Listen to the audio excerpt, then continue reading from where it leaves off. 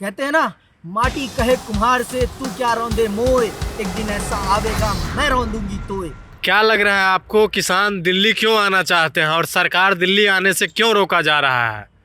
देखिए, जैसा कि हम सब जानते हैं, दिल्ली भारत की राजधानी है और राजधानी में आप जैसे पत्रकार मौजूद हैं। हम्म।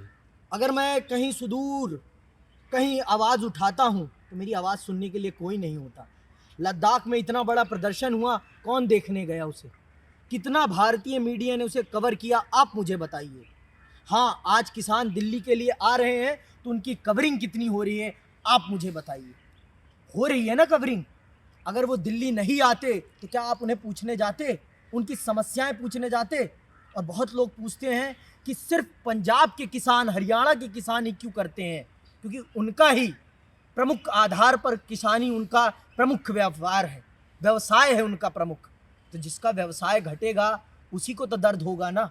आज अगर रोडों के रुकने के कारण व्यापारी गणों को समस्या हो रही है तो वो आवाज़ उठा रहे हैं ना। और सरकार ने सड़कें रोकी हैं, किसानों ने नहीं।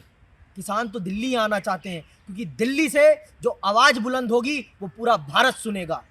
और जब पूरा भारत सुनेगा तो पूरा भारत इस बात पर सरकार पर दबाव डालेगा कि आप क्यों नहीं सुन रहे हैं किसान की आवाज़। इसलिए वो दिल्ली आना चाहते हैं। लेकिन लोग तो कह रहे हैं कि वहाँ पे किसान नहीं है, किसान तो खेतों में काम कर रहे हैं। तो बस यही तो दिक्कत है ना कि किसान का मतलब सिर्फ फटी धोती हो, फटा कुर्ता हो तभी वो किसान है। कब तक आप किसान को गरीब देखना चाहते हो, आप मुझे बताओ। क्या किसान गरीब रहेगा तभी आप उसे किसान मानोगे? आप मुझे बताओ। आपके लिए किसान का मतलब है फटी धोती, फटा कुर्ता? बिहार वाला ही किसान आपको किसान लगता है, पंजाब वाला किसान किसान नहीं लगता? आप इसका मतलब ये चाहते हैं कि भारत का किसान समृद्ध ना बने।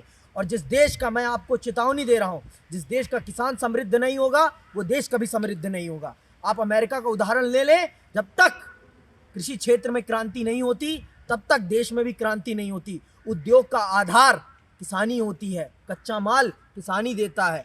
अच्छा कपड़ा तभी मिलेगा जब अच्छी कपास उगेगी, ये बात जान लो आप। अच्छी चीनी तब मिलेगी जब अच्छा गन्ना उगेगा। नहीं तो मोदी जी भी तो किसानों के द्वारा उगाए हुए मशरूम तो खा रहे हैं। किसान को तमाम चीज़ें दिल्ली आ सकती है, दूध आ सकता है, सब्जी आ सकता है, लेकिन किसान दिल्ली नहीं आ सकते। इस पे आपका क्या राय है? देखिए, किसान अगर दिल्ली आ गए ना तो माननीय प्रधानमंत्री जी ने जो धर्म के आधार पर एक अपने लिए नरेटिव सेट किया है, वो नरेटिव बिगड़ जाएगा। वो नरेटिव बिगड़ जाएगा। और मैं अपने भारत की जनता से आग्रह करना चाहता हूँ कि भारत के संविधान को पढ़ें। जिन सिद्धांतों पर हमारे राष्ट्र निर्माताओं ने इस देश को बनाया है, उन सिद्धांतों को ज़रूर समझें।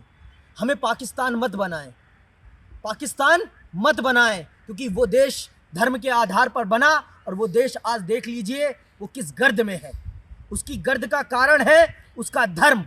उसने धर्म के आधार पर अपने समाज के साथ जो कट्टरता की है वही उसकी बर्बादी का कारण है। और हिंदू समाज, सनातन समाज से मेरा आग्रह है कि आप इस बात को समझिए।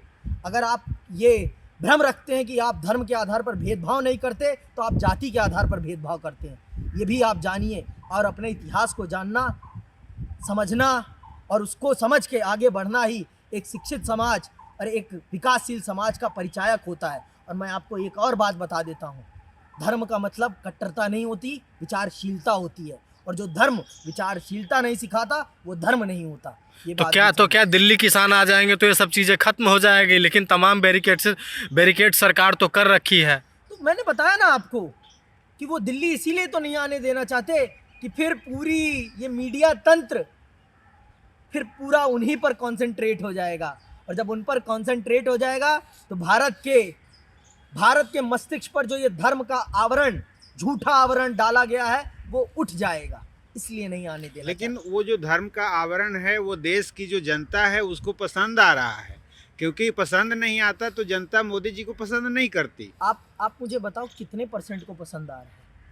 कितने परसेंट को पसंद आ रहा है? हर जगह तो जीतते जा रहे हैं नहीं, आप सच का डाटा भी तो निकालो ना। आप भारत की चुनाव प्रणाली को समझो। जब आप भारत की चुनाव प्रणाली को समझोगे तब आपको समझ में आएगा क्यों जीत रहे हैं, क्यों हार रहा है कोई। ये समझने वाली बात है। विपक्ष एकजुट हो रहा है इसीलिए तो मोदी जी घबरा रहे हैं, क्योंकि अगर विपक्ष का वोट पड़ गया सही ढंग से तो मोदी जी का 30% 40% वाला खिसक जाएगा। विपक्ष अलग था तभी तक तो उनको 40% पे सीट विजेता बन जा रहे थे ना। सीट विजेता इसीलिए तो बन रहे थे ना क्योंकि भारत में सर्वाधिक वोट से जीत वाली प्रणाली है। जो अपने प्रतिद्वंदियों में सबसे आगे निकल जाएगा वो जीत जाएगा, चाहे वो 1 नंबर से हो चाहे वो 10 नंबर से हो। जीतने के लिए अब पर विपक्ष एकजुट हो रहा है, इससे घबराहट है। लेकिन फिर भी तो 400 पार का दावा कर रहे हैं। 400 दावा तो कोई भी कुछ कर सकता है ना। हाँ, अगर चंडीगढ़ वाला खेल करना है तो फिर तो हो सकता है, संभव है कुछ भी। पर सर्वोच्च न्यायालय ने ये कहा है कि इस देश के संविधान की वो रक्षा करेंगे। तो मैं अपेक्षा करूँगा कि हमारा स्वतंत्र निर्वाचन आयोग भी इस काम को करे, क्योंकि उसका ये दायित्व है कि इस देश के संविधान को बचाए। अगर इस देश का संविधान नहीं बचा ना तो फिर हम उसी गर्द में जाएंगे जिस गर्द से हम बाहर निकल के आए हैं। 75 साल पहले वाला भारत मत बनाइए, विकासशील भारत बनाइए। ये जो जमींदारी फिर से लाई जा रही है पूंजीवाद के माध्यम से, ये देश को फिर ले जाएगी गर्द में, फिर असमानता बढ़ जाएगी इस देश में। आप देख रहे हैं ठेकेदारी व्यवस्था पूरे भारत में लागू की जा रही है, ठेकेदारी से काम कराया जा रहा है। क्या हमारी सरकार में इतना भी साहस नहीं है कि वो अपने दम पे काम करा सके? ठेकेदारी क्या अच्छी व्यवस्था है? लेकिन लोग तो खुश है ना उससे। खुश इसलिए हैं क्योंकि वो अज्ञान है। और जिस दिन अज्ञानता का आवरण फिर से उठेगा ना, जैसे यूरोप में रेनेसा हुआ था, पुनर्जागरण हुआ था, फिर धर्म का आवरण उन पर नहीं चढ़ा था, चर्च की सत्ता के आगे फिर नहीं झुका था जैसे यूरोप, फिर अगर वही चीज़ होगी तो फिर भारत उठेगा। फिर किसी गांधी को आना पड़ेगा इस देश से धर्म के आवरण को उठाकर एक सच्चे धर्म का आवरण पहनाने के लिए आना पड़ेगा। तो क्या आज के बुलडोजर युग में गांधी का आना संभव है? संभव है, क्यों नहीं है संभव। जो विश्वविद्यालयों में बच्चा पढ़ रहा है ना, वो इस चीज़ को संभव बता रहा है। वो तात्कालिक न्याय में भरोसा करता है, वो वास्तविक न्याय में भरोसा नहीं करता। लेकिन लोग तो कह रहे हैं कि किसान दिल्ली तक पहुंच ही नहीं पाएगा, तमाम बैरिकेडिंग किए गए हैं, कील बिछा दिया गया है, किसान यहाँ आ ही नहीं पाएगा।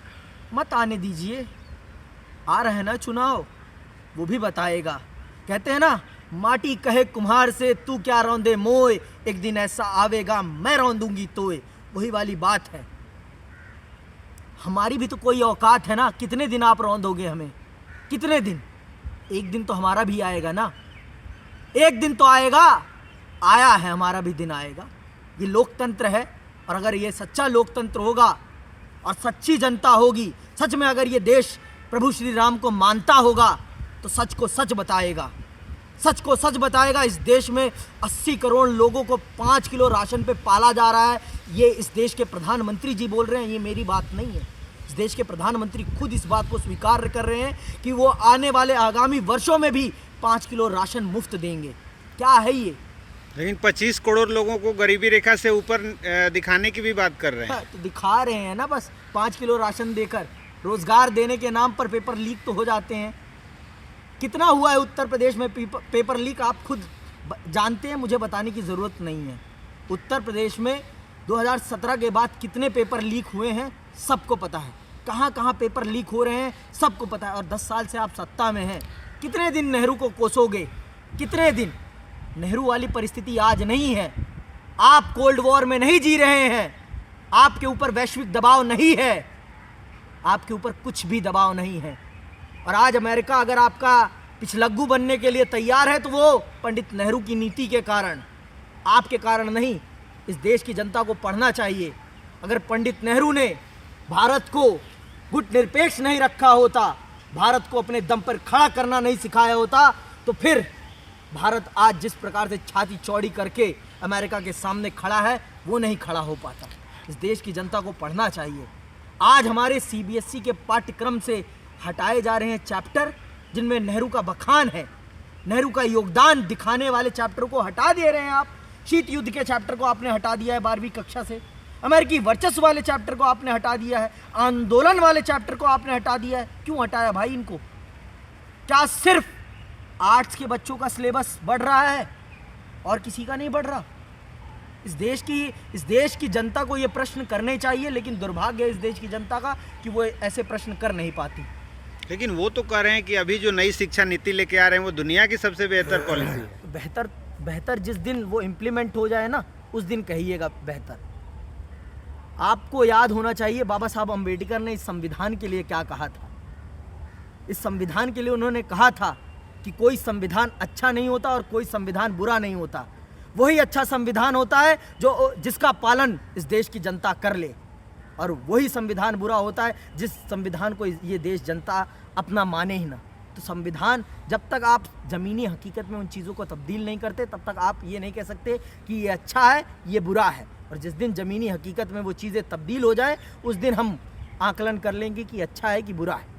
लेकिन बीजेपी वाले तो कहते हैं कि आज भी जो गलत नीतियां हैं वो नेहरू का कारण है। कुछ भी होता है तो कहता है नेहरू का कारण। इस पे आपका क्या विचार है? मैंने बताया ना आपको, वो भी इंसान ही थे, इंसान। और जिस परिस्थिति में उन्होंने इस देश को गढ़ा है ना, अगर आज उस परिस्थिति में आपको गढ़ने का दुर्भाग्य हो जाए, मैं नहीं चाहूँगा कि मेरा देश उन परिस्थितियों में फिर से जाए। और इस देश को पढ़ना चाहिए, समझना चाहिए, तब जाके बात करना चाहिए। माननीय प्रधानमंत्री जी ने अगर उन परिस्थितियों में इस देश को पकड़ा होता, संभाला होता, तो इनके पसीने ना छूट जाए तो कहने वाली बात है। पंडित नेहरू का योगदान को ना भुलाना चाहिए इस देश को। पंडित नेहरू इस देश के राष्ट्र निर्माता हैं, इस देश की चुनौतियों से बाहर निकालने वाले वो नायक हैं। ऐसे नहीं, पढ़े इस देश की जनता को, पढ़े और बिना पढ़े कुछ ना बोले। मैं पढ़ने के लिए बोल रहा हूँ, फिर से समझ लीजिए आप। पढ़े, आगे बढ़े, विचारशील बने। और हमारा धर्म भी यही कहता है।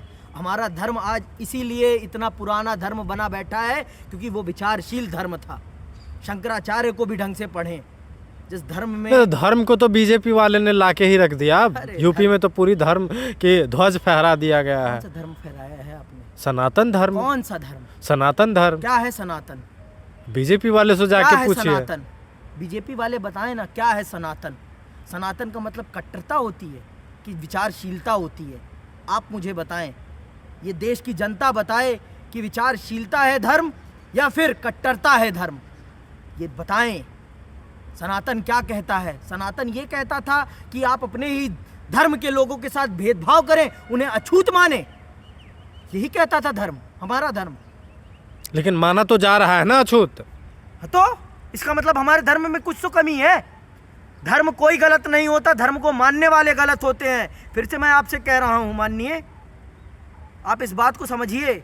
और जब तक सनातन में ये जातिवाद रहेगा, तब तक ये देश अपनी उत्कृष्टता पे नहीं पहुंच पाएगा। ये भी बात जान लीजिए आप। जब तक इस देश के लोगों में जातीय गौरव रहेगा, तब तक ये देश ऊपर नहीं उठ सकता। चलिए, शुक्रिया।